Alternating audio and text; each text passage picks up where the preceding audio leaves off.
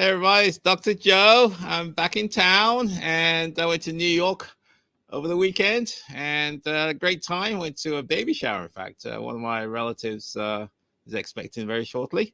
So we had a little baby shower. Well, she had a little baby shower and went over there in Brooklyn, New York. And hope you had a good Thanksgiving day as well. And today we have a great session lined up. We're going to talk about money. We're going to talk about money moves, mastering credit scores for ultimate financial freedom. That's the topic of today. Money moves, mastering credit scores for ultimate financial freedom. I thought today I want to do a little bit more different, give a different spin than what you're usually used to hearing when you talk about credit. Now, we all know the importance of having good credit. We all know the importance of paying your bills on time. We all know the importance of being a good financial steward. But today we're going to give it a bit more deeper dive into things like the importance of credit or the role of credit during market cycles. We're going to have a few case studies from real estate investors and successful real estate investors, how they've used credit to build and grow their portfolio. So there's some great lesson learned I think you're going to get from that. And also there's a lot of action items that I'm going to provide you. So this is going to be a very actionable session. So it's not just theory, but there's a lot of action, a lot of things that you can do to position yourself to get the money, especially during market changes like what we're going through now. So again, the topic is called Money Moves, Mastering Credit Scores for Ultimate Financial Freedom. So let's just do an introduction first.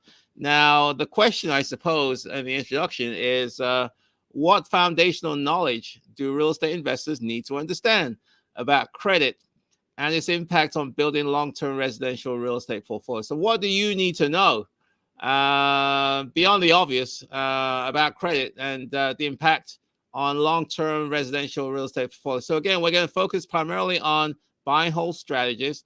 The assumption is that you're trying to build a portfolio of long-term holds. And so the issue is, what's the role, the importance of credit as a vehicle to that? So we all know that credit is really the lifeblood in real estate investing. You know, if you don't have all the cash, then you're going to need to borrow some money from somebody. And whether it be a lender, whether it be a friend, a credit partner, a hard money lender, a bank, if you don't have cash, you're going to have to borrow money. And so credit really is the lifeblood of real estate investing, because without it, nothing's going to happen. I don't care what these gurus tell you who say, you can buy real estate with no credit, no whatever they say. It may be in theory, but in reality, you do need access to finance. Now, it doesn't have to be your money, but the money needs to come from somewhere.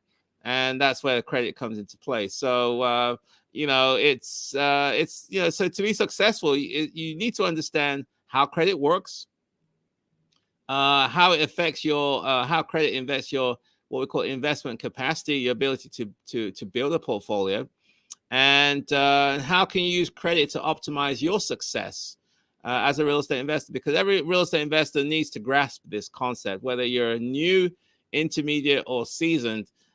The role of credit, the importance of credit is absolutely critical. And therefore, this topic is going to be absolutely crucial to your success in the bottom line, because your ability to get credit, especially your credit score, impacts lots of different things in terms of the terms on your loan, the interest rates that you pay, and also the investment opportunity that's available to you. So it's really critical and crucial to navigate credit that we're going to share today. And so it's not just about keeping good score, but it's about leveraging your financial history to open doors to bigger and better investment opportunities. So yes, how do we use credit and our score to not just, have a good score, but leverage that to create more opportunities for us? And because by mastering this, you can really take advantage of market cycles to build your portfolio strategically. So what are some of the action items associated with just this introduction so far? I would say the first thing you want to do is to review your credit report. So go pull a credit report. My FICO is a real popular one. You can get free ones. I think Credit Karma, each of those credit bureaus, TRW, TRW, Equifax, and what's the third one? TransUnion, Equifax, and there's another one. Oh, I forgot what it is. It's in my mind now. Anyway, there's three of them, the big ones. And so you want to pull your credit report and make sure it's accurate. And if it's not, then obviously you need to figure ways to to correct the problems. And that's down there. Learn how credit scores are calculated. That's an important action item.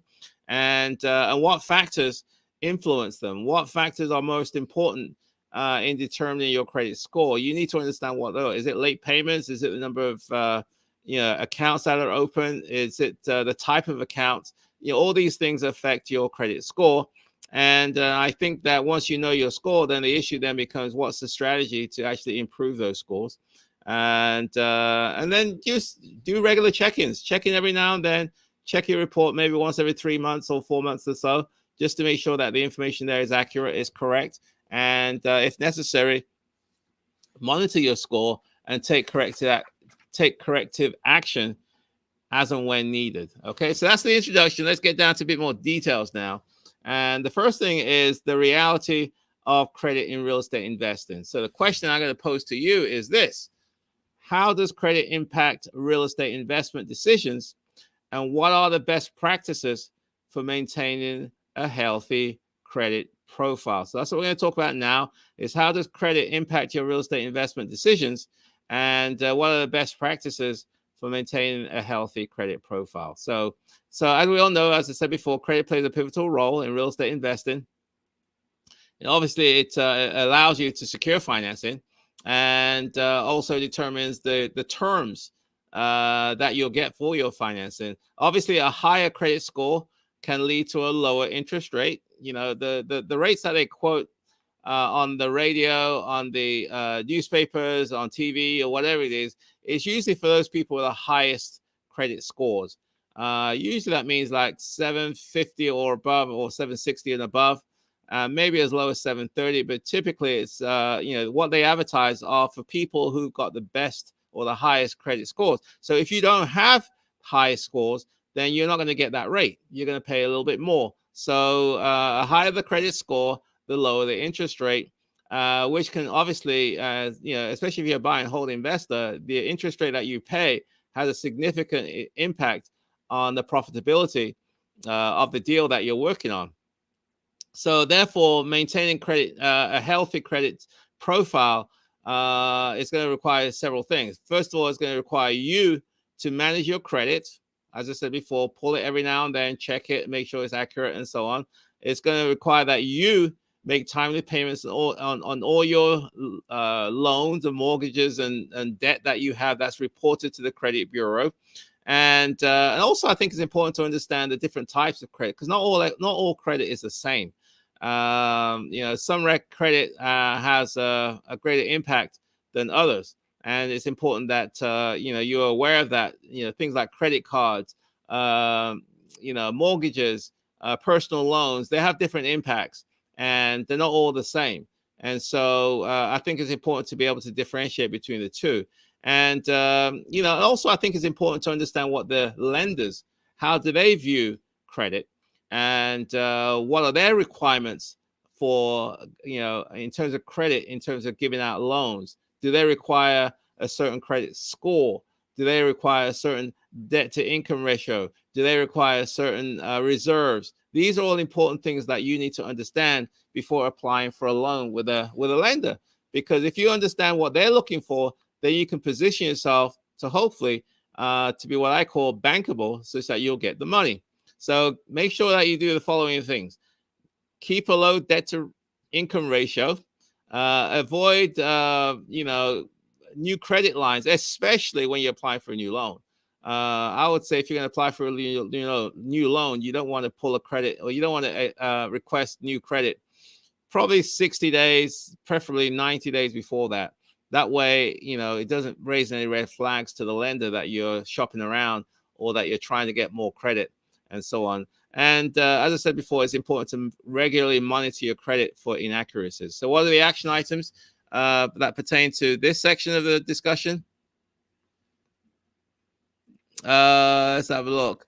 Yeah, so the action items are as follows. Develop a plan to pay down your existing debt if you can. So there are certain credit lines, especially the high interest rate ones, that you may want to pay off as soon as you can. Avoid taking on debt, as I said before, especially if you're going to be applying for new loans. I would say 60 days, probably 90 days before. Don't apply for new credit if you can avoid that.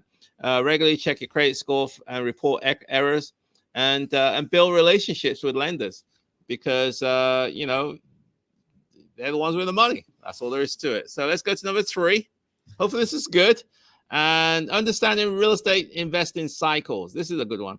In understanding investing cycles and credit. So what's the role? What's the connection between credit and real estate investment cycles? We all know that. So the question I suppose I want to pose to you, that we're going to be answering, is how do investing cycles interact with credit management for real estate investors? Okay, so what's the role? What's the connection between you know, real estate cycles or investment cycles and credit management and for real estate investors? Okay, so let's get going with that one. So we all know that. Sorry. Yeah, so we all know that you know, real estate cycles do occur. We go through ups and downs. I think right now, because of higher interest rates, you know, the market slowed down quite a bit compared to a year or two ago. And obviously, investment cycles have a great impact on real estate investors, which therefore, by extension, means that credit management strategies will also have to change relative to real estate cycles as well. Okay, so during a market, a buyer's market, where the buyers, you know, where the buyers have an upper hand, then, you know, then I suppose, you know, if the buyers have the upper hand, typically that means that the market's a little slower. If the sellers have an upper hand, it usually means that you know, there's a lot more buyers than there are sellers. Okay, so hold on, let me make sure I got that right. If it's a seller's market, there are more buyers, yes, than there are sellers. So sellers have the upper hand.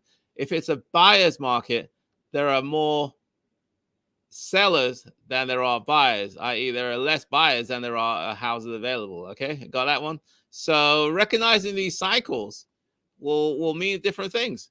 If it's a buyer's market, let's just take a seller's market, what we were there before, where there's a seller's market, which means that there's a lot, the market is usually pretty hot during the seller's market, which means that there's a lot of people looking to buy, and which means that credit is easier to access because more people looking, more people can get loans. Okay, so the ability to get loans means that lenders are a lot more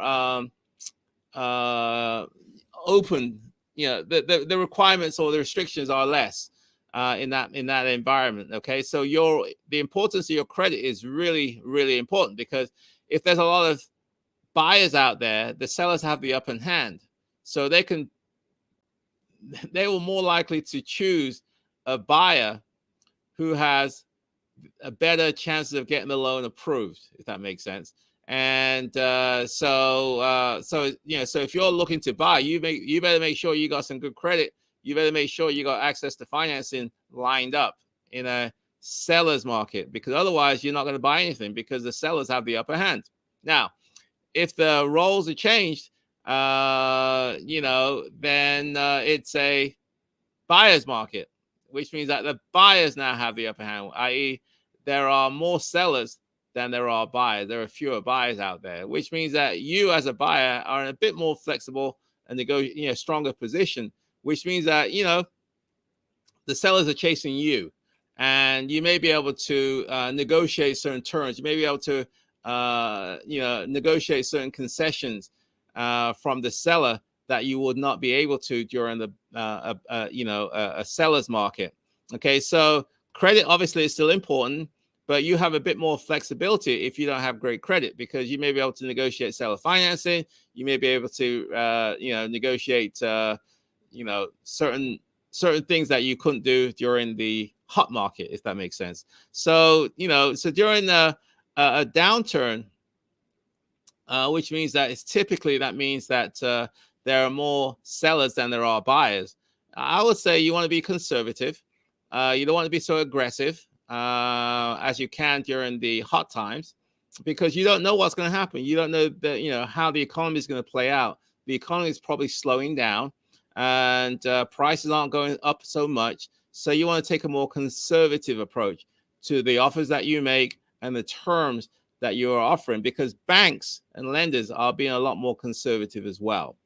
Okay, so so I think it's important to understand the cyclical nature of real estate and how the role of credit during those up and downs, how it impacts you as a potential buyer or a potential seller. So what are some of the action items that we can do? In this environment, I would say analyze market trends and look at the credit strategies. In the current environment that we're in, we're kind of it's kind of a strange market we're in. I would say it's kind of equilibrium. There are definitely the inventory is lower because a lot of sellers are just aren't put their house on the market. So it's increasing inventory, but also because of higher interest rates, a lot of buyers aren't able to buy. So kind of an equilibrium, depending on where you are in the country. Obviously, certain areas, certain states, certain localities, the impact of the downturn is a lot stronger. I was reading an article today. It seems like there's a lot of states especially on the western side of the United States, where market is pretty slow. Places like California and certain parts of Texas, certain parts of Colorado, and so on. But it seems like on the East Coast side, it doesn't seem to be doing too badly. So again, understanding how market cycles affect credit, and accordingly, you want to adjust your investment approach during the economic conditions, and be flexible, be cautious, especially about over leveraging, because leverage is a double-edged sword. It can really help you during the good times because it can help you build your portfolio. But during the bad times, especially if the market's slow or going down, over leverage can be a noose around your neck. It can be an albatross around your neck, because if prices go down, you've got high debt on that property. You don't have any equity, which means that your options are very, very small. So that's number 3. Let's go to number 4. Well, before we get to know that one, let's just let you know that if you've got some, let's have a look. I'll put it up here. Did I put it up? We're going to have if you got some questions, put them in the chat box, and we'll get to them very, very shortly. So I'm sure we've got a lot of questions that you guys are going to ask me pertaining to this topic or pertaining to any real estate related matter. So put them in the chat box, and I'll definitely get to them in about 10-15 minutes from now. Okay, so let's get to number 4, which is navigating setbacks using credit. Setbacks. Setbacks. I mean, it is what it is. Life goes up. There are good times, there are bad times, there are curveballs that hit you from nowhere, and disappointments and setbacks. That's just the nature of the beast. So the question is, how can real estate investors use credit effectively to navigate and overcome setbacks? Okay, how can we use credit effectively to navigate and overcome setbacks? So what do I mean by that is that setbacks. What do I mean by setbacks? Setbacks are curveballs. Market downturns, that's a setback. I mean, you're thinking, a lot of people, especially people who haven't been around, think that the market is going to keep on going up forever and ever and ever. Unfortunately, it doesn't work that way. We will go through cycle changes, and so there will be market downturns where prices don't go up. In fact, prices may even go down, and there aren't any buyers for your property. There aren't any renters for your property. These are downturns, and I've been through 4 or 5 of these things, and it's ugly. It's not pretty at all, especially if you don't want to be the last guy standing up when the music stops, in other words. And you may get property devaluations where you bought it for a certain price and now it's worth less, which means that you're negative cash, you're underwater in terms of equity. Been there, done that. It's not good. If you're underwater, you have to sell. You have to sell at a loss, which means that you may have to bring money to the table instead of receiving money. That's not pretty. And unexpected repairs, that's a setback. You have a property and suddenly something goes wrong with the roof, with the major systems in the house, something structural going on. These are setbacks. Okay, that's what I'm talking about when I say setbacks. It's not like minor stuff. It could be major, and these are curveballs. They're unplanned. They just come out of nowhere, and now you got to deal with it. So so what? So the reason why I'm bringing all that in is that this is where setbacks is really important to have access to credit, because access to credit, may allow you to withstand this setback. Okay, it may allow you to refinance if you have to. Having access to capital, having access to money gives you a much better chances anyway, of surviving setbacks, because you can tap into resources, you can tap into money that hopefully will allow you to navigate those setbacks. Now, if you don't have access to it and you come up with a setback, then hey, it's a tough one. It may take you down, and so on. So it's really essential to use credit wisely, especially during downturns. And you want to make sure you don't over leverage, because over leveraging means that you got too much debt on the property, which means that there's no equity. If you have no equity, as I said before, your options are very, very small. If you have to sell it, you're gonna have to sell it at a loss. You can't tap into a home equity line because there's no equity there. And so now you're gonna have to deal with this setback, this unforeseen events, a lot more, I don't know, it's scary, and so on. So over leverage it provides you with financial strain, especially if it's going to take a long time to recover, or it may not even recover again. Now what? It may take 5, 10, 15 years before the market comes back and you're able to become positive cash flow. So strategic use of credit is really important. You can refinance during slow times if you've got equity, that is, to lower your interest rates, because typically during slow times, interest rates start going down. It's when the Federal Reserve is trying to slow down the economy, and so they increase interest rates. So when the market's hot, typically interest rates go up. When the market's slow, in order to spur on more growth, the Federal Reserve typically starts reducing interest rates. So if the market's too slow, there's a pretty good chance that interest rates may go down in order to spur the economy. So strategic use of credit will allow you to navigate these setbacks and downturns and problem areas and things like that. So what are some of the action items? Establish an emergency fund. I'm talking about to deal with setbacks now. Establish an emergency fund or line of credit. Okay. And consider refinancing options. If you're able to get lower interest rate, that can help you on cash flow, especially during downturns. And also, you may want to consider assessing your portfolio on a regular basis to make sure that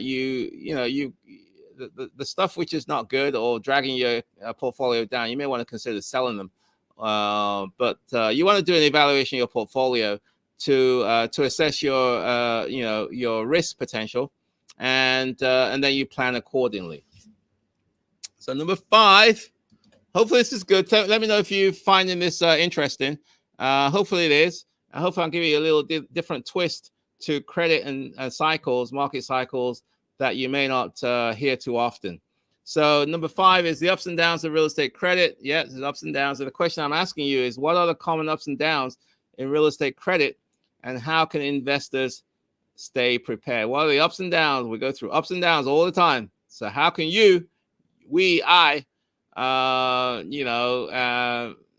stay prepared? and be proactive rather than reactive. So the real estate market is characterized by a cyclical nature, as I mentioned earlier on, which means that there will be highs and lows, especially in terms of property values. Property values may go up, it may go down. Rental income may go up, may go down. Credit availability may go up or go down. So these are ups and downs of the real estate cycles, okay? Especially property values, rental income, and credit availability. In slow times, banks and lenders become a lot more conservative, and on their credit, they're not as aggressive, which means that they tighten credit. Okay, during the good times, they maybe loosen up the credit, and so on. So highs often come with increased property values, yes, increased rental income, yes, and which gives you the opportunities to refinance because prices have gone up. You got equity now, so you may be able to tap into that equity, and you may be able to refinance the loan. And so you can also leverage because you got equity. You can take that one asset, the property, and then leverage that to maybe acquire additional properties, which is what I've done several times. So lows, when I say the lows, I'm talking about decreased property values, tighter credit markets. And so in either the ups and downs, really the key to your survival is preparation. And this includes things like maintaining a strong credit score, having cash reserves, and also being strategic. And, and try not to overextend your credit if you can, and so on. So let's go to number 6, which is learning from successful investors. What are some of the other successful investors done? And in terms of their experiences, so what credit strategies have successful real estate investors used to build their portfolios? And things like successful investors have certain things in common, based on my experience anyway, and to grow their portfolio. Things like maintaining high credit scores. They always do that, successful ones. They use leverage wisely. They understand the importance of market timing. And many successful investors, they really emphasize the importance of building strong relationships with lenders. They know the importance. If there's a gray area, your relationship with a lender may allow you or may get you the loan approved. Whereas if you have no relationship, it may be a bit more challenging, more difficult. And additionally, successful investors know the importance of long-term planning and assistance. And then finally, let's have a look. Building a long-term portfolio. The question, I suppose, is how can investors strategically use credit to build a sustainable long-term real estate portfolio? How can investors strategically use credit to build a sustainable long-term real estate portfolio? So how can you do that? So the question, I suppose, is that how do you do that? So building the long-term real estate portfolio requires a strategic approach, okay, to using credit. So what does that mean? This means that it's not just about acquiring properties, but also managing those properties effectively, because you want to have the monies to be able to pay the loans off in order to, or not loans off, but make the loan payments such that you maintain your credit and grow your credit, okay, in order to have additional profitability and also to grow. So, it's not just about acquiring, but it's also about managing as well, the portfolio that you have. And the strategic use of credit includes things like refinancing to take advantage of better interest rates, using equity from one property to acquire other properties, which is what I think I mentioned. I did that. I bought one property, got a home equity line on that house, and then used that home equity line, tapped into it to acquire more properties. So one property allowed me to buy additional properties, and you can definitely implement that strategy if you look at credit, building your portfolio on a strategic level. And but the other thing is not to over leverage and making sure that you have equity in your property, so that way if something happens, you do have some options in terms of exiting. If you don't have any equity, your options are very, very, they're reduced. Let's just put it that way. And so reassess on a regular basis your portfolio, and in order to manage risks and so on. So with that said, my friends, let's say in terms of conclusion, let's just wrap this up so I can get to ask Dr. Joe questions. If you got some questions, please put them in the chat box and I'll answer them in a couple of minutes. So the conclusion is that in this live stream, which I called Money Moves, Mastering Credit Scores for Ultimate Financial Freedom, we explore several things. We explore things like the intricate relationship between credit and real estate investing. We talked about understanding the basics of credit and its impact on, investment decisions. And also we talked about navigating investment cycles, handling setbacks, learning from other successful investors, what they've done, and also how you can leverage credit to build a portfolio. And the role of credit in that is absolutely critical. So investors, regardless of where you are, whether you're a new investor, intermediate investor, or a seasoned investor, it's really important to look at credit from a strategic standpoint. This involves things like not just maintaining good credit scores, but also understanding how to leverage credit, in alignment with things like market cycles, risk management, and also long-term real estate investment goals. So implementing these strategies that we discussed today, I think, and also the action items which I mentioned today, can allow you to build a more robust and profitable real estate portfolio. It really can. And, but you need to master and remember the importance of mastering credit. It's not just about securing financing.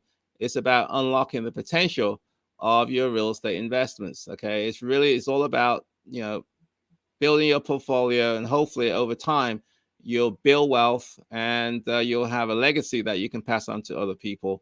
And also you can hopefully do good as well. So with that said, my friends, is it for the day. So if you got some questions you want to ask me, please put them in the chat box. We're going to go down there. And if you want to shoot me an email, let's have a look. You can always shoot me an email at joe@joeasimo.com and joe@joeasimo.com.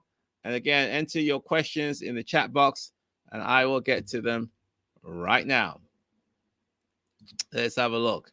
So how do you navigate through debt DTI issues, debt to income issues? How do you navigate that? Well, for those people who don't know, one of the things that lenders, banks, hard money lenders, and other people like that, they look at your debt to income ratio, your DTI, which is what's your overall debt and what's your income. Okay, and they want to know what's that ratio, because obviously, if you have a lot of debt and not enough income, then you have money's tight. Okay, and after you paid off your debts every month, there's not a whole lot of money left over for anything else. So the role of DTI is something that the lenders look at very, very closely. On the residential side, they use DTI. On the commercial side, they use what we call DSCR, debt service coverage ratio, DSCR, yes. And so how do you navigate that? Well, I mean, there's only a couple options. One is to reduce your debt or increase your income. Okay, reduce your debt or increase your income. So how do you reduce your debt? You pay off some loans, especially the higher interest ones. And there are strategies that are out there that you can use to pay down loans. There's some really creative ones. There's some guy called Harj Gill. I think he had a course, a pretty good one, whereby he used credit lines in order to pay off mortgages in about 5, 7, 10 years, 30-year mortgages, about 7 years. Using a strategy of leveraging home equity lines and using time to pay off loans. It's beyond the scope of this discussion. Maybe I'll talk about that in the future one. But in other words, how do you navigate through DTI? That's the question. You have to understand your lender, what the lender's requirements are, and have a discussion with them and see what DTI do you need in order to qualify for loans. And then, now that you know the rules, you have to do what you got to do to get to qualify. I mean, it's either going to reduce your debt, increase your income, maybe get a side hustle to increase your rent, maybe get a roommate, house hack to increase your income, maybe pay off some debt to reduce your debt. I mean, so there's lots of different ways, But that's how you navigate through the DTI issues, CC Moore. Hopefully that was helpful. Let's have a look. Greetings from Phoenix. Hey, Dao2. Hope you're doing well. And from Phoenix. Okay. Good on you. Get Lobster. I learned that it's better not to have equity in property to prevent lawsuits. How is this different from your advice to us to have equity on the property? Is there something I am missing? Thank you. I'm not a great fan. I believe is that, well, okay, so you're saying that some people say, well, you know, if you have a lot of equity, then you're a potential target for, you know, lawsuits, which is true. You know, if they know that you have a lot of money, then you're going to attract, you know, people who want that money. And so if you can demonstrate to them that you have no money, or you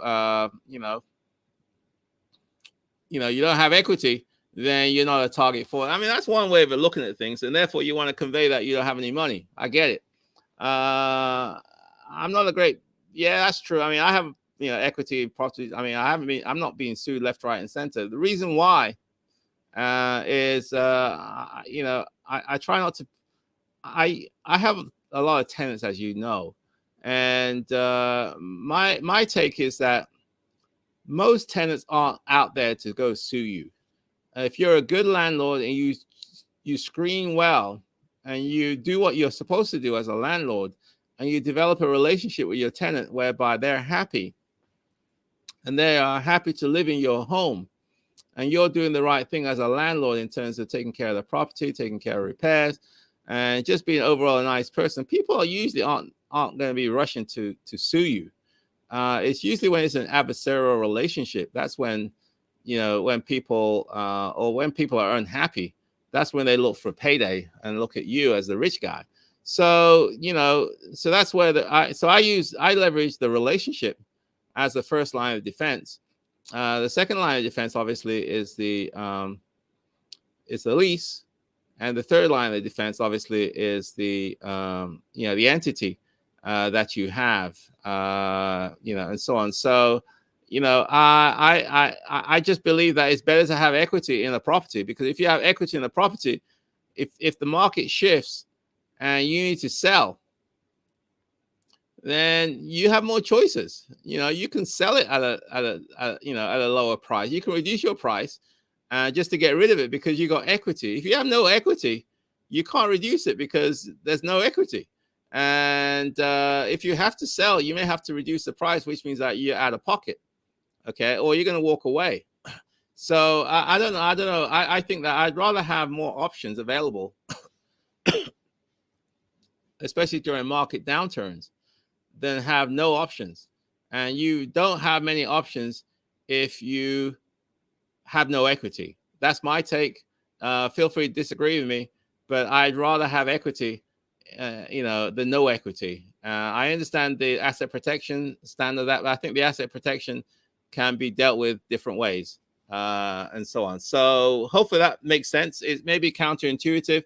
It may go against the grain of some gurus, but I believe that I'd rather have equity in my properties than no equity. It allows me to get home equity lines of credit if I have to.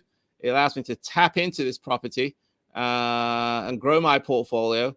And if I have to sell it, I can sell it by reducing the price, compared to people who paid a lot and therefore cannot reduce their price.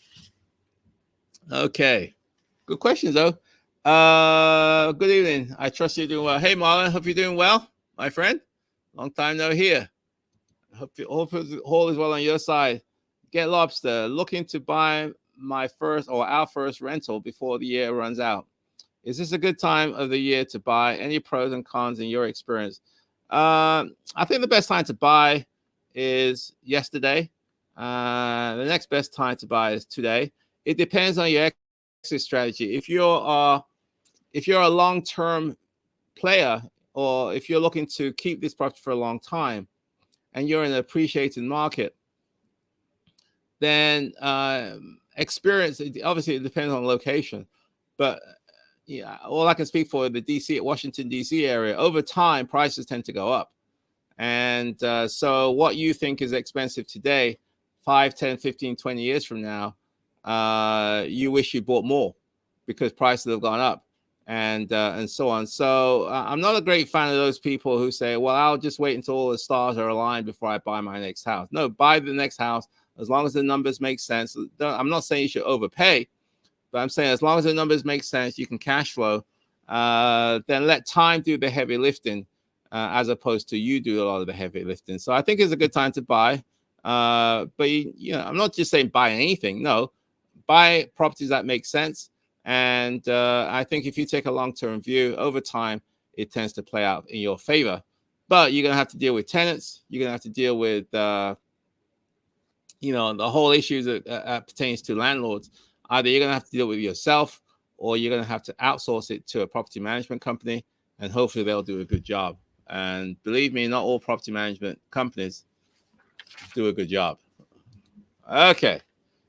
PMA TCE. In this environment, would it be better to build a relationship with a private money lender or with a small community bank?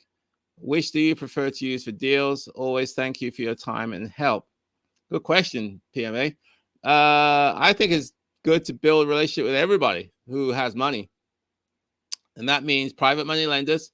These are individuals who may have some money that they're looking to, get a better return on. And small community banks, definitely. I'm not a great fan of those big mega banks, the national banks. I prefer to deal with local community banks where you can establish relationships with the decision makers, and they can get to know you, you can get to know them, and hopefully if there's a gray area, they'll give you the benefit of the doubt in terms of giving you the money. So I like to do deals with, with all of them. I have private lenders who borrow me money to do deals. I work with community lenders. These are small local lenders who know the area where I'm looking to invest, and I've taken the time to invest in those relationships. So I think it'd be better to do it all. Build relationships with lenders, with private money. Build up your own portfolio, build up your own cash reserves as well. And hopefully position yourself in such a way that you're able to be bankable from prospective lenders. Hopefully that was helpful, PMA. Tony, what are some of the good cities in Prince George's County to invest in? This is a local question. I have properties in Prince George's County, which is just, for those people that don't know, it's a county that borders Washington, D.C., primarily on the eastern side of Washington, D.C.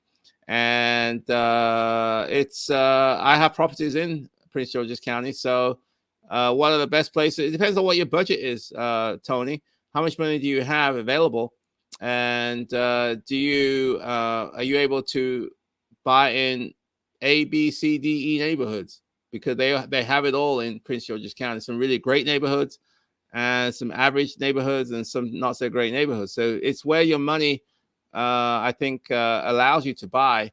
My experience is to buy the best areas that makes the most sense for you and your budget. Because better areas, you can usually attract better tenants, and better areas usually tends to appreciate more than iffy areas. So that's just been my experience anyway. So there's a lot of good cities in Prince George's County. I'm not going to say any particular ones. I got stuff in Tacoma Park. I got stuff in Bowie. I got stuff in Capitol Heights. I got stuff in Landover.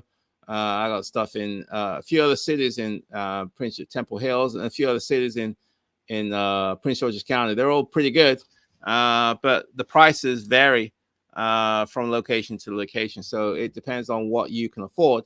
I would say that if, based on experience, you want to try to go for the best areas that you can get for your money that you have available.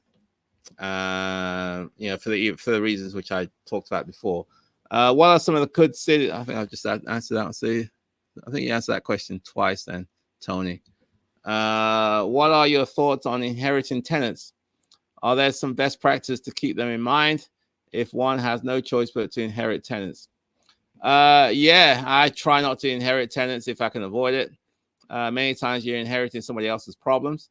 And so if there's no other choice, then I will definitely look at the leases and see how long there's leases left.